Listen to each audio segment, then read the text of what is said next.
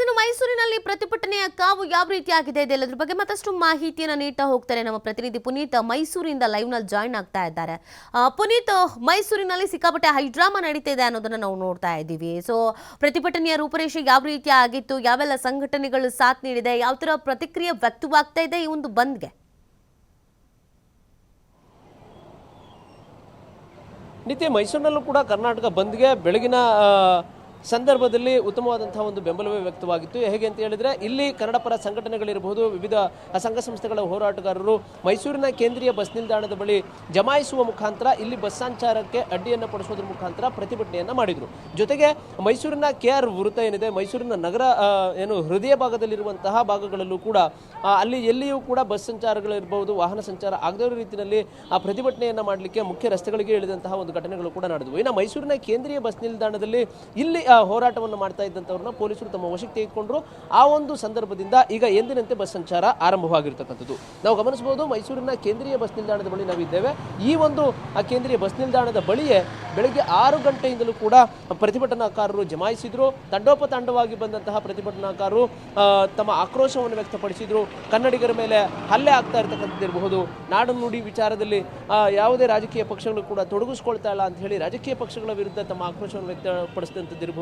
ಹೀಗೆ ತಮ್ಮ ಪ್ರತಿಭಟನೆಯನ್ನು ಮಾಡ್ತಿದ್ದಂತಹ ಪ್ರತಿಭಟನಾಕಾರರನ್ನ ಸುಮಾರು 2 ಗಂಟೆಗಳ ಕಾಲ ಅವರಿಗೆ ಪ್ರತಿಭಟನೆಗೆ ಅವಕಾಶವನ್ನು ಕೊಡ್ತಕ್ಕಂಥ ಒಂದು ಕೆಲಸವನ್ನು ಮಾಡಲಾಯಿತು. ತದನಂತರ ಅವರನ್ನು ಈಗ ಪೊಲೀಸರು ತಮ್ಮ ವಶಕ್ಕೆ ತೆಗೆದುಕೊಂಡರು. ಬಲವಂತವಾಗಿ ಅವರನ್ನು ವಶಕ್ಕೆ ತೆಗೆದುಕೊಳ್ಳುವಂಥ ಒಂದು ಕೆಲಸವನ್ನು ಮಾಡಿದ ನಂತರ ಇಲ್ಲಿ 2 ಭಾಗಗಳಲ್ಲಿ ಮೈಸೂರಿನ ಕೇಂದ್ರೀಯ ಬಸ್ ನಿಲ್ದಾಣ ಏನಿದೆ, ಇದು 2 ದ್ವಾರಗಳೇನಿದ್ದಾವೆ, ಆ 2 ಭಾಗಗಳಲ್ಲೂ ಕೂಡ ಬಸ್ ಸಂಚಾರ ಆಗದೇ ಇರೋ ರೀತಿಯಲ್ಲಿ ಅವರು ರಸ್ತೆಯಲ್ಲಿ ಕುಳಿತು ಪ್ರತಿಭಟನೆಯನ್ನು ಮಾಡುವಂಥ ಒಂದು ಕೆಲಸವನ್ನು ಮಾಡಿದರು.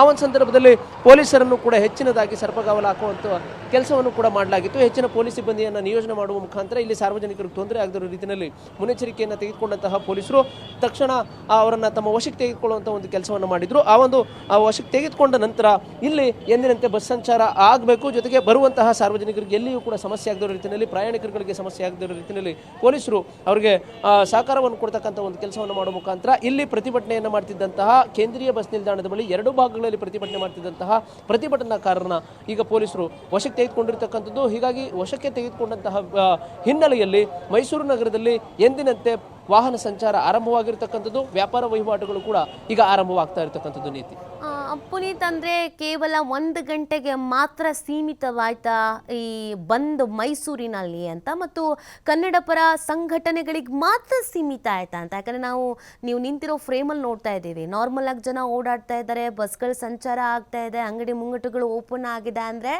ಬೆಳಗ್ಗೆ 7 ಗಂಟೆಗೆ ಮಾತ್ರ ಮೈಸೂರಿನಲ್ಲಿ ಮತ್ತು ಕೇವಲ ಕನ್ನಡ ಪರ ಸಂಘಟನೆಗೆ ಮಾತ್ರ ಸೀಮಿತ ಆಯ್ತು ಈ ಬಂದ್. ಹಾಗಾದ್ರೆ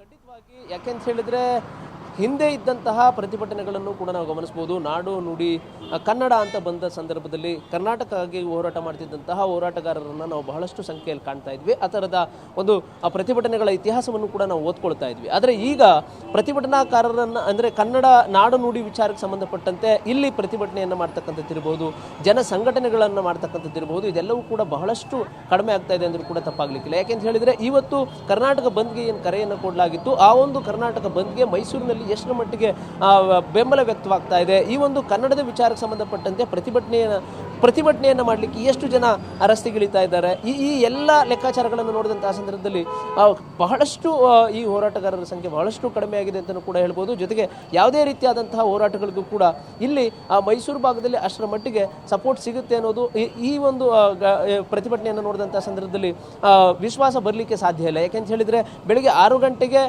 ಮೈಸೂರಿನ ಕೇಂದ್ರೀಯ ಬಸ್ ನಿಲ್ದಾಣದ ಬಳಿ ಪ್ರತಿಭಟನಾಕಾರರು ರಸ್ತೆಗಿಳಿದ್ರು. ಅಲ್ಲಿ ಬಸ್ ಸಂಚಾರವನ್ನು ತಡಿತಕ್ಕಂಥ ಒಂದು ಕೆಲಸವನ್ನು ಮಾಡಿದಂತಹ ಸಂದರ್ಭದಲ್ಲಿ ಕೇವಲ 2 ಗಂಟೆ ಸಂದರ್ಭಕ್ಕೆ ಮಾತ್ರ ಸುಮಾರು 8 ಗಂಟೆಯ ವೇಳೆಗೆ 2 ಭಾಗಗಳಲ್ಲಿ ಪ್ರತಿಭಟನೆ ಮಾಡ್ತಿದ್ದಂತಹ ಪ್ರತಿಭಟನಾಕಾರರನ್ನು ಪೊಲೀಸರು ತಮ್ಮ ವಶಕ್ಕೆ ತೆಗೆದುಕೊಂಡ್ರು.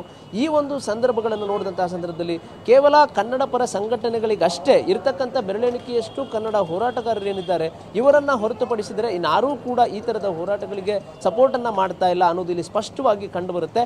ಜೊತೆಗೆ ಪ್ರತಿಭಟನೆ ಅನ್ನೋ ವಿಚಾರ ಬಂದಂತಹ ಹೆಚ್ಚಾದಂತಹ ಸಂದರ್ಭದಲ್ಲಿ ಏನು ಉತ್ತರ ಕರ್ನಾಟಕ ಭಾಗ ಇರಬಹುದು, ಆ ಭಾಗಗಳಲ್ಲಿ ಪ್ರತಿಭಟನೆ ಹೆಚ್ಚಾದಂತಹ ಸಂದರ್ಭದಲ್ಲಿ ಮೈಸೂರು ಭಾಗದಲ್ಲಿ ಅಷ್ಟರ ಮಟ್ಟಿಗೆ ಸಪೋರ್ಟ್ ಸಿಗದೆ ಇರಬಹುದು. ಈ ತರದ ಘಟನೆಗಳು ಕೂಡ ಬಹಳಷ್ಟು ಬಾರಿ ನಡೆದಿರ್ತಕ್ಕಂಥದ್ದು. ಅದೇ ರೀತಿಯಲ್ಲಿ ಈಗಲೂ ಕೂಡ ಈ ಒಂದು ಪ್ರತಿಭಟನೆ ಕೇವಲ 2 ಗಂಟೆಗೆ ಮಾತ್ರ ಸೀಮಿತವಾಗಿತ್ತು. ಅದು ಕೂಡ ಕೆಲವು ಕನ್ನಡ ಪರ ಹೋರಾಟಗಾರರಿಂದ ಹೊರತುಪಡಿಸಿದ್ರೆ ಇನ್ನುಳಿದಂತೆ ಎಲ್ಲಾ ರೀತಿಯಾದಂತಹ ವಹಿವಾಟು ಎಂದಿನಂತೆ ಇರತಕ್ಕಂಥದ್ದು. ಫೈನ್, ಥ್ಯಾಂಕ್ ಯು ಪುನೀತ್, ಆಮೇಲೆ ಡೀಟೇಲ್ಸ್ಗಾಗಿ.